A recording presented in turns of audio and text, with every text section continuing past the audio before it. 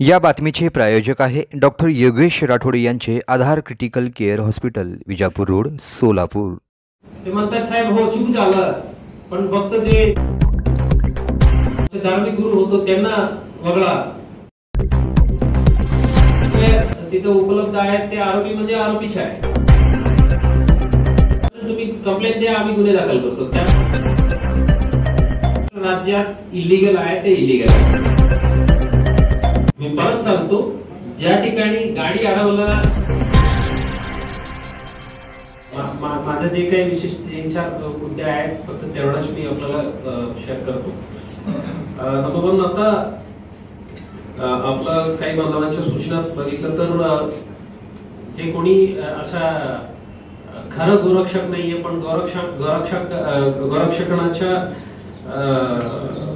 आड वापरून त्यांनी काही दुसरी काम करतात अशा लोकांबद्दल आपलं मत होतं।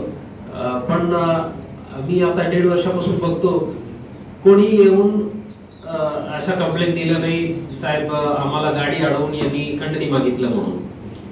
आता आपलं काम साफ सुथरं असलं तर आपण बिनधास्त येऊन कंप्लेंट द्यावे। आताही आपल्याला हेच माझ्या विनंती आहे, सूचना आहे। आपलं बोलताना आपलं समाजाकडून किंवा आपल्या लोकांकडून अशा काही कृत्य होत नाही तरी हे लोक येऊन गाडी अडवतात, आमच्याकडून मारहाण करतात किंवा आमच्याकडून पैसे मागणी करतात। अशा असलं तर बिनधास्त आपण कंप्लेंट द्या। काही ठिकाणी आम्ही जबरदस्ती त्यांना विचारतो तुम्ही कंप्लेंट द्या, त्यांनी तुमच्या गाडी अडवलं, पैसे मागितलं, तर पैसे ते कंप्लेंट द्यायला ते तयार नाहीये। ते लपवण्याचं कारण काय आम्ही क्लिअर आहे का ते पहिलं आम्ही विचार करणे आवश्यकता आहे। आणि जे भूमीत आम्ही आहे, जे देशात आहे, जे राज्यात आहे, तिकडचे कायदा आम्ही पालन करावंच लागेल, दुसरा पर्याय नाही। आता मला हे इच्छुक आहे नाहीये, मंजूर आहे नामंजूर आहे ते प्रश्न नाहीये।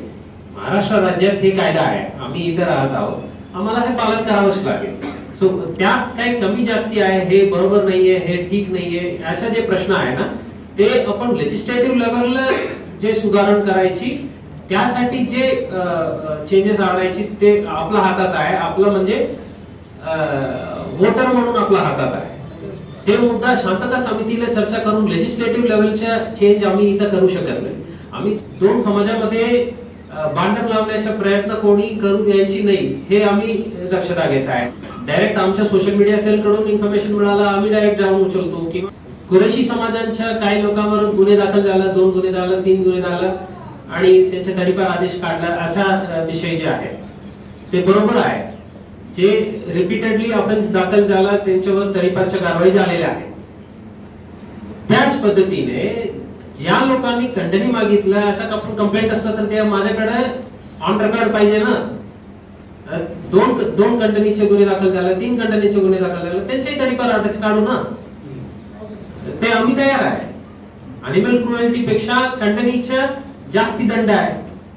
आता फॉरेस्ट एरिया अशा नाहीये गावात बाहेर आहे किंवा तिथं कोणी मुस्लिम बांधव नाही, असं नाहीये। म्हणजे पायी घेऊन चालण्याच्या दूरीत खूप काही मुस्लिम बांधव तिथे आहेत, पण एकही आला नाही म्हटलं तर मी कुठं आता मला स्लॉटर हाऊस नाही जिंदगीला पण एक पाहिजे, नवी असलं पण एक पाहिजे, असा मी विचारणे ते योग्य नाहीये ना। मी परत सांगतो, ज्या ठिकाणी गाडी अडवला, आपल्याकडून काही गुंडागर्दी करायचे प्रयत्न केला किंवा पैशाची मागणी केली, असं असलं तर आपलं बाजू साफ असतं तर 100% तुम्ही कंप्लेंट द्या, आम्ही गुन्हे दाखल करतो, त्यात दुमत नाहीये। पण जे महाराष्ट्र राज्यात इल्लीगल आहे ते इल्लीगल आहे, कोणी ते करायला प्रयत्न केला तर आम्ही सेकंड थॉट करणारच नाही आणि करू पण शकत नाही। आम्हाला गुन्हे दाखल करून जे कायदेशीर कारवाई करायची ते करावंच लागेल।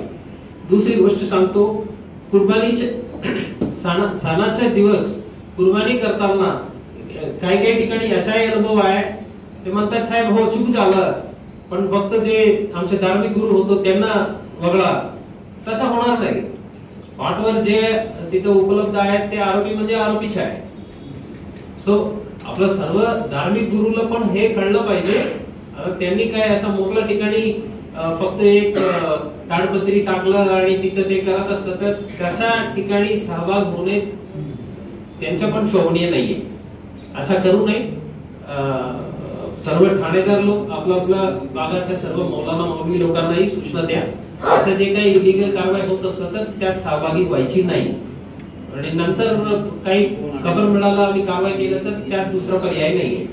ईदच्या नमाज पाठन निमित्त मॅडमनी जे सांगितलेलं आहे, आता पाऊसच्या काळ आहे त्यानुसार आपण अल्टरनेट अरेंजमेंट प्लॅन करून ठेवू. शेवटच्या समयामध्ये काय गरज पडलं तर कशा समाज बांधवांना मेसेज द्यायची तेही आपण काही करून ठेवा. आपल्या सर्वांना बकरीदच्या निमित्त हार्दिक शुभेच्छा.